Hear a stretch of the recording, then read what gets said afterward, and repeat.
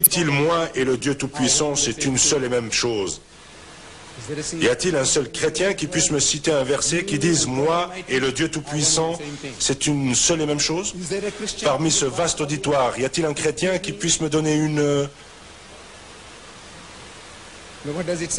Qu'est-il dit dans Jean 14?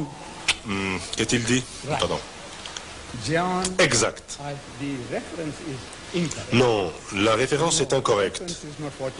La référence n'est pas Jean chapitre 14, 6. La référence est... La citation est exacte. Moi et mon Père, nous sommes un. La citation est correcte. Mais elle se trouve dans Jean chapitre 10, 30.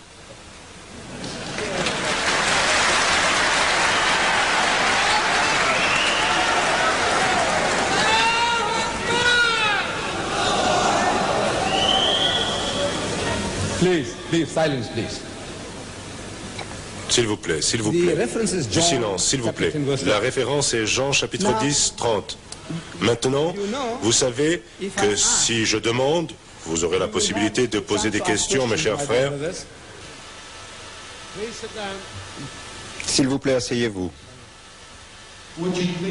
Veuillez vous asseoir, je vous prie. Je suis désolé, mais nous passerons aux questions plus tard. Nous ne tolérerons pas d'interruption maintenant. S'il vous plaît, voulez-vous bien vous asseoir? Merci. Je suis désolé, monsieur Didat.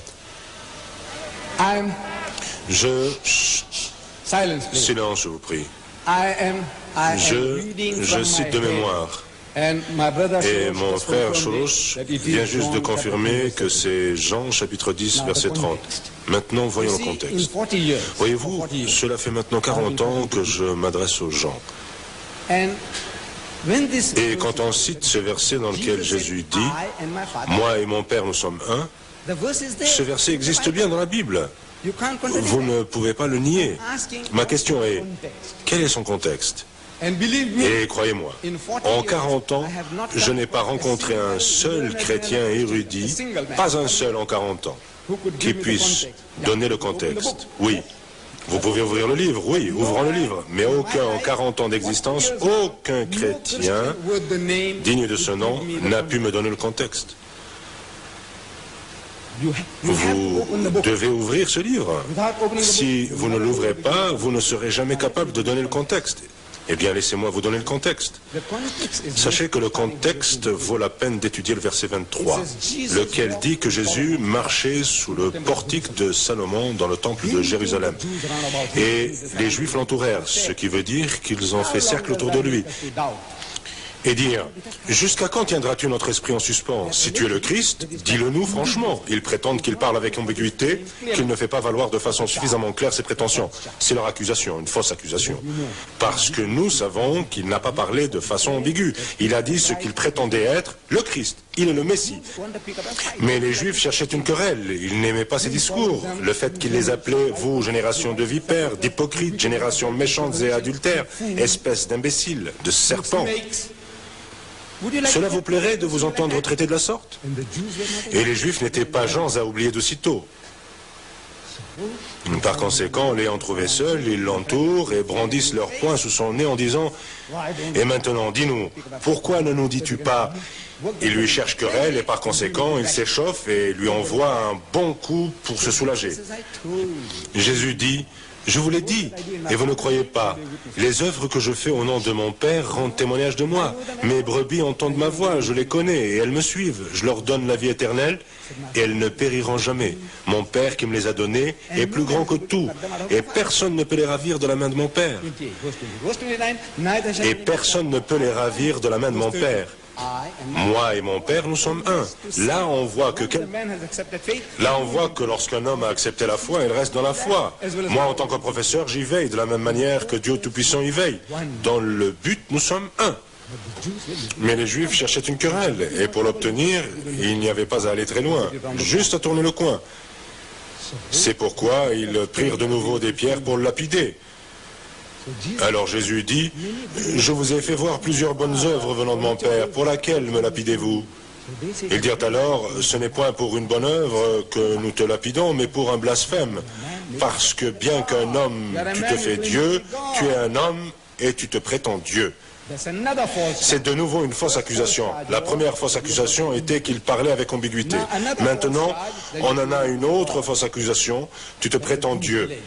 C'est ce que prétendaient les Juifs. Les chrétiens sont d'accord avec les Juifs pour dire que c'est bien ce qu'ils prétendaient. Seulement, il avait le droit de le prétendre. Écoutons ce que Jésus dit. Les Juifs disent qu'il blasphémait. Les chrétiens approuvent, sauf que pour eux, il n'y a pas eu de blasphème car il avait ce droit. Que dit Jésus? Il dit, n'est-il pas écrit dans votre loi, verset 31, n'est-il, verset 32, n'est-il pas écrit dans votre loi, la loi signifie la Torah. Je dis, toi tu es Dieu, vous êtes Dieu. Si lui, le Dieu Tout-Puissant, les a appelés Dieu, ceux à qui la parole de Dieu est venue, alors tous les prophètes sont appelés Dieu dans leur propre langue. Bon sang. Les prophètes, Dieu Tout-Puissant parle à Moïse à qui il dit, vois, je te fais Dieu pour Pharaon, et ton frère Aaron sera ton prophète. Dans le livre des psaumes, psaume 82, verset 6, on a, vous êtes des dieux, vous êtes tous des fils du Très-Haut. C'est là le génie de la langue juive qui veut qu'une personne appelée Dieu ne soit pas Dieu, soit appelé Dieu. De même que dans la deuxième épître, aux Corinthiens 4, la Bible dit, et le démon est le Dieu de ce monde. Est-il Dieu? Le démon, Satan? Non. C'est à cause de votre langue. Cela veut dire que c'est lui qui gouverne. Alors vous dites qu'il est Dieu. Moïse est Dieu pour Pharaon et vous les Juifs êtes tous des dieux.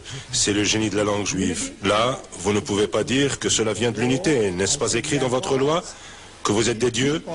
Si elle les a appelés dieux et que les Écritures ne peuvent pas mentir, ce qui signifie que vous ne pouvez pas me contredire, envoie-le, que le Père soit sanctifié, envoie-le au monde, est un blasphème, car j'ai parlé au nom du Fils de Dieu. Mais cela n'a pas d'importance, car Dieu a des tonnes de fils dans votre communauté, d'après le terme de votre langage. Pourquoi essayez-vous de me mettre en faute, quand je dis seulement être un fils de Dieu, alors que d'autres sont appelés dieux? Le verset, la déclaration que frère Chorosh a pris dans mon livre, quel est son nom? Moi j'ai pris la peine de lui passer tous mes livres. Toutes les munitions dont je dispose, je les lui ai envoyées. Il m'a demandé et j'ai tout envoyé. Tout ce que j'ai, tout. Tous les faits, je les ai donnés noir sur blanc. Ainsi maintenant vous pouvez vous en servir. Il est plus aisé de répondre une fois qu'on a tout noir sur blanc sous les yeux. Vous connaissez mes arguments, à l'avance. Je ne craignais rien, car je savais qu'aucun de ces arguments ne pouvait intellectuellement être contredit. Écoutez, Dieu Tout-Puissant dit dans le Coran, c'est là un autre témoignage.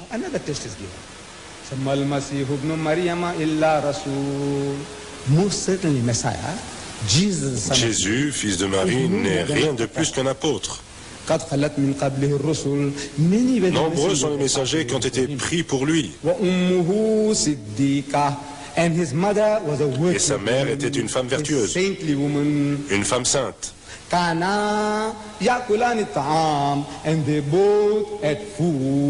Et ils mangeaient de la nourriture. Alors, que dites-vous de cela? Que nous ne sommes que des imbéciles? Non. C'est là une référence à l'idée qu'il y a des dieux ou des êtres surnaturels. Les catholiques romains appellent Marie la mère de Dieu.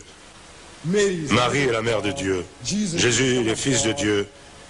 Et Dieu, ainsi que notre frère Choros, de même que de nombreux chrétiens disent qu'il est Dieu sous forme humaine, il est Dieu incarné.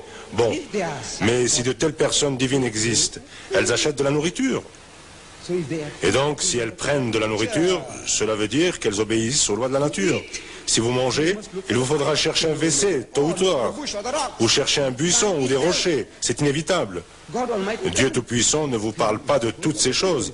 Écoutons ce qu'il dit.